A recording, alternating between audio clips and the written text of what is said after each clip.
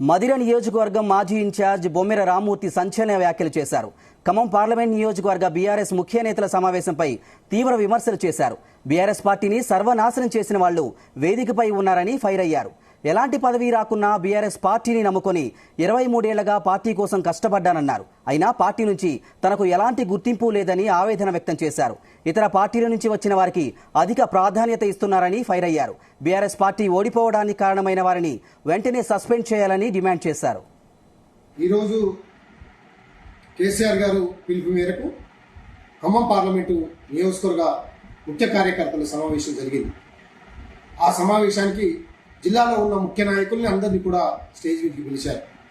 మరి బొమ్మరి రామ్మూర్తి అనేటోడు ఇక్కడ పార్టీని స్థాపించిన వ్యక్తి, పార్టీకి అండగా గత 23 సంవత్సరాలు నడిచిన వ్యక్తి. అన్ని రకాలుగా వీళ్ళు వచ్చిన తర్వాత బీఆర్ఎస్ పార్టీని సర్వనాశనం చేసిన వాళ్ళు ఇప్పుడు వేదిక మీద ఉన్నారు. బొమ్మరి రామ్మూర్తికి ఏ పదవి రాకున్నా, ఎలాంటి అవకాశాలు రాకున్నా కేసీఆర్ గారిని బీఆర్ఎస్ పార్టీని నమ్ముకొని 23 సంవత్సరాలు పనిచేసినాం.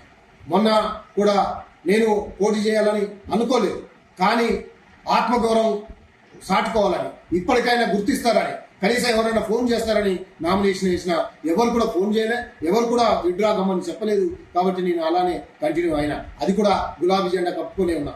ఏ పార్టీకి అమ్ముడు పోలే, ఎవరికి ఒత్తాసు పలకలే, ఏ ఒక్క ఓటుని కూడా చీల్చి టీఆర్ఎస్ అభ్యర్థి ఓడిపోవడానికి కారకుని కాలేదు. కానీ పదవులు పొంది 10 సంవత్సరాల అధికారంలో ఉండి వివిధ పార్టీల నుంచి వచ్చిన వాళ్ళు పదవులు పొంది అధికార పదవులతో కోట్ల రూపాయలు సంపాదించుకున్నారు. వాళ్ళు మాత్రం ఆస్తులు కూడా పెట్టుకున్నారు.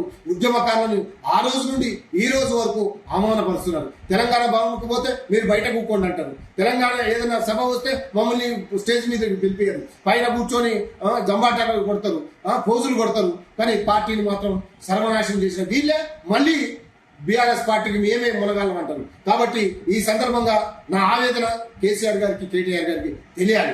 ఎందుకంటే ఏ పార్టీ అయితే ఓడిపోవడానికి, మన పార్టీ ఓడిపోవడానికి కారకులైన వీళ్ళు వెంటనే వీళ్ళని సస్పెండ్ చేయాలి. లేదా వాళ్ళ నైతిక బాధ్యత వహించి 9కి 9 ఓడిపోవడానికి కారకులైన ఈ ప్రభుత్వం వెంటనే రాజీనామా చేయాలి.